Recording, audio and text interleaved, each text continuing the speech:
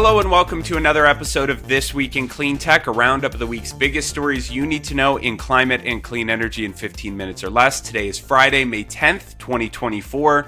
I'm Renewable Energy World Editor-in-Chief John Engel, joined once again by Cleantech PR veteran Mike Casey of TigerCom. Mike, how was ACP in Minneapolis? It was good, my friend. I got back last night. I spent 4 days with just fewer than 10,000 of my best friends. So it was a good show. It was biggest very, takeaway. very This I'm going to throw the question you give to all those reporters that we bring on. What if someone didn't read your story, what would you tell them is the biggest takeaway?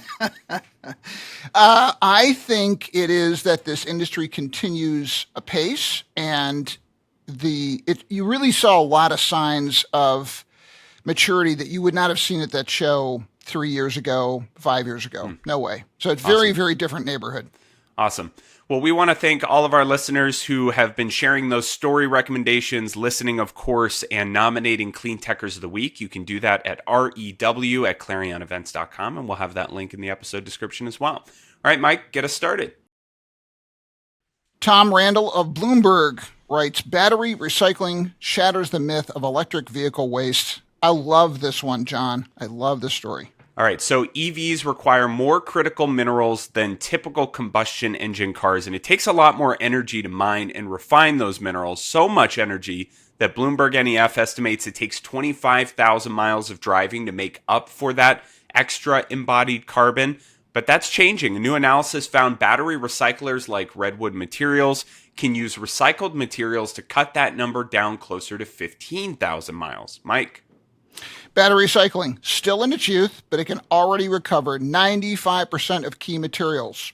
And it will continue to get more efficient as it scales up to meet the growing supply of spent batteries. As the U.S. grid runs increasingly on carbon-free sources, battery recycling becomes more commonplace. We can expect that payback period between EVs and internal combustion cars to continue to shrink.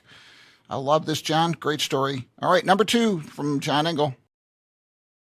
Yeah, this one is Jillian Ambrose from The Guardian wrote a story called Renewable Energy Passes 30% of World's Electricity Supply. Mike, I like these occasional milestone level-setting articles. What did you think? Me too. Climate think tank Ember recently came out with a report stating that renewable energy has officially passed 30% of our global electricity supply, up from 19% in 2000. Solar power is scaling faster than any known power source to date. 2024 marks the 19th consecutive year it has been the fastest growing electricity source. John, what do you think? Yeah, carbon pollution from the power sector was predicted to peak in 2023, and it looks like that's actually playing out. The report projects a 2% global decrease in fossil fuel generation next year, driven by the growth of renewables. At COP28, world leaders agreed to target 60% of global electricity from renewables by 2030. Now, to pull that off, countries have to triple their renewable capacity in the next 6 years. It's promising, but that's a pretty big feat. Right? Number 3. Alexander C. Kaufman from Huffington Post writes, a century-old company the government owns wants to solve a big energy problem. Yeah, so that headline tells you we're talking about TVA. The Biden administration wants to triple global nuclear power supply with U.S.-made reactors and prevent China from dominating yet another green energy sector, but the U.S. isn't building reactors here.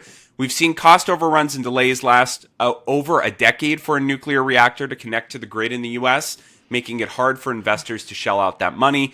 One potential lever for Biden is the Tennessee Valley Authority, the source of quite a bit of consternation in the power sector, since it is a federally owned electric utility, but often does not act in a way that is supportive of the White House's goals. Congress hasn't adjusted the TVA credit limit in 45 years despite inflation, so efforts to increase TVA's budget are now underway, but now there are questions as to whether they should prioritize nuclear or look into solar, wind, and batteries, which they have almost none of. Mike? Sorry, was that loaded? I feel like that was a loaded toss to you. Well, I'm used to them. I mean, we're in episode. This is our 35th episode. So if I'm not used to that, I shouldn't be playing this form of rugby, man. Yeah, and before you get to your half of this story, there are a couple of AP pieces out this week on TVA that I think people should look up because, as we know, about half of their electricity generation does come from zero carbon sources, nuclear and hydro. They have literally no solar.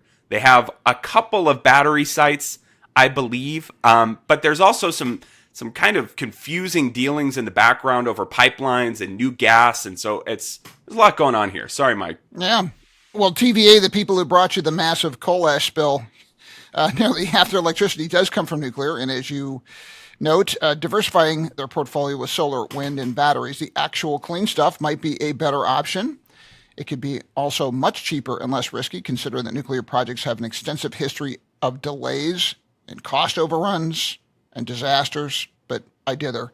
Plus, if the U.S. wants to reduce the cost of building new nuclear reactors, we need to build in bulk, but I'm thinking private utility companies won't want to take on large-scale projects, considering it could impact their profits. While the U.S. wants to catch up to Russia and China in terms of nuclear, the logistics are muy complicado, as they say in Spanish-speaking companies.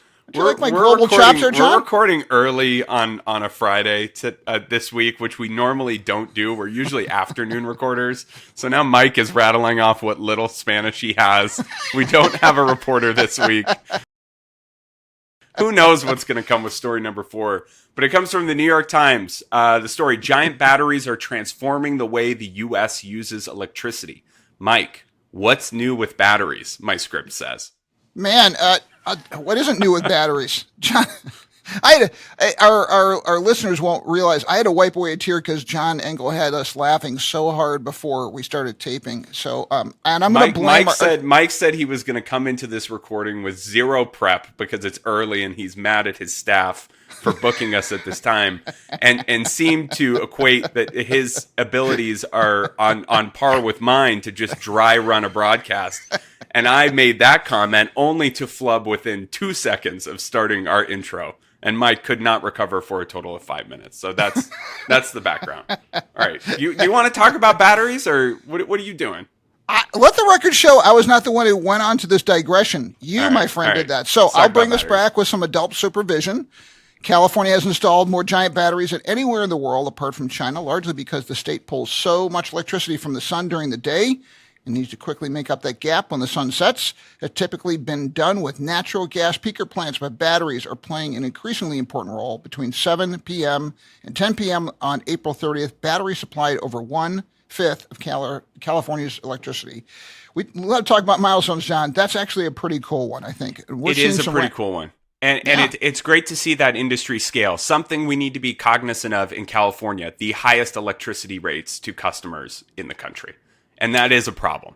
And it's not batteries. It's not the fault of batteries. But it is something that both the entire industry, regulators, third-party developers, utilities need to ultimately figure out. You looked like you wanted to say something there, so feel free to jump in. I just want to know if I get the microphone back to finish my points, John. But what do you mean? What are you talking about? That was the handoff, wasn't it? What else do you have? No, it was an engineered handoff by you, but all right. Oh. Go on. Why don't you just do the rest of the story? We're seeing rapid growth in other states as well. Over the past 3 years, U.S. battery capacity has grown tenfold to 16 gigawatts, and that number is expected to double again this year. All right, John, the microphone comes back to you yet again in this episode. Yes, sir. Are you done? Yes, right. Mr. Engel. So I still think I made an important point around electricity costs, and California does need to be cognizant of that. Battery costs, however, have dropped by 80% over the last decade, largely due to the expansion of the EV industry, which also helps the grid scale folks.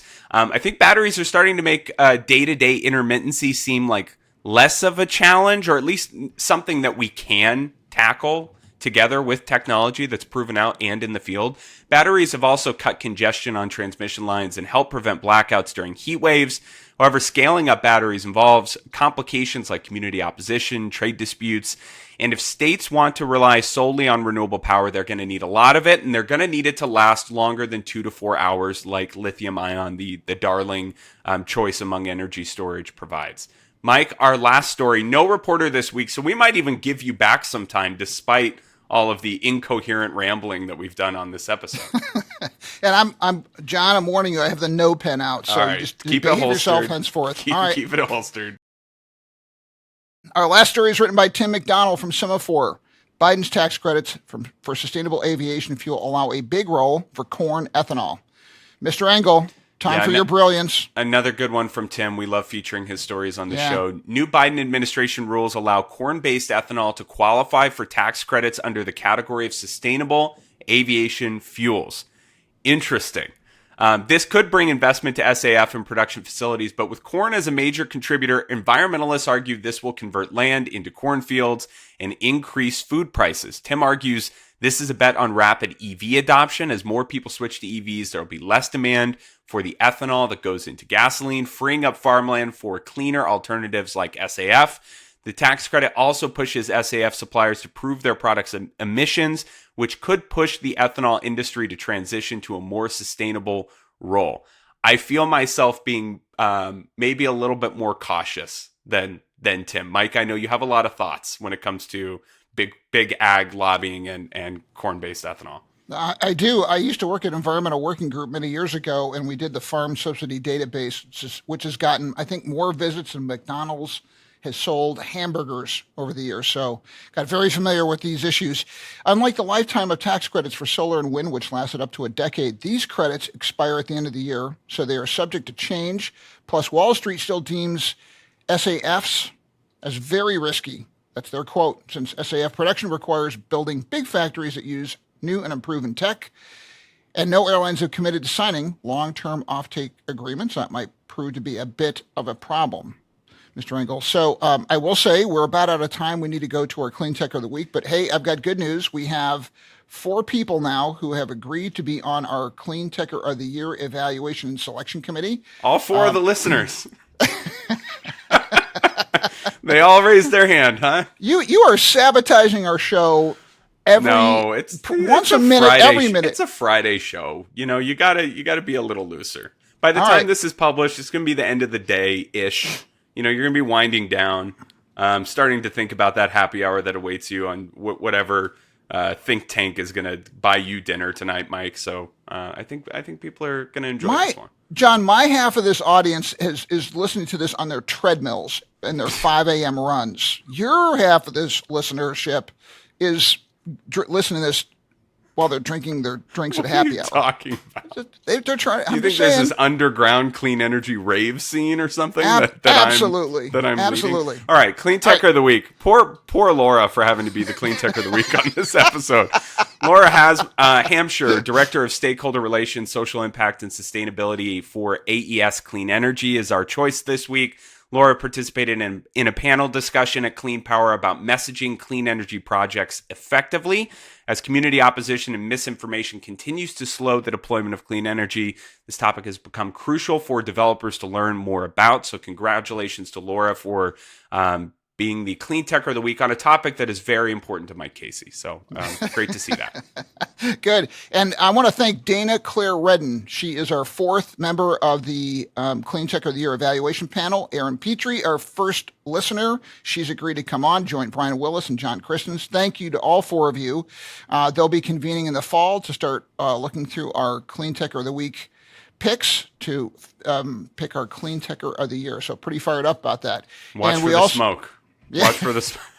Then you'll know the highly anticipated Cleantecher of the Year is on its way. All right. And I want to thank our wonderful producer, Brian Mendez. I don't know that I'm going to actually thank Claire Querin, who I am totally throwing under the bus for all of our laughing, because she's the one who came with the bright idea of doing an early morning taping on Friday morning. But Alex Peterson, always steady, always helpful on this. Never Claire, early. Alex, Claire, Brian Mendez, our producer, they're all great. Please subscribe, give us feedback, and share your story recommendations, and of course nominate those Cleantechers of the Week. You can read all of the articles we discussed this week by clicking the links in the episode description. Mike, thankfully this one is done. Goodbye. I hope I don't see you for another week. Take care. Bye.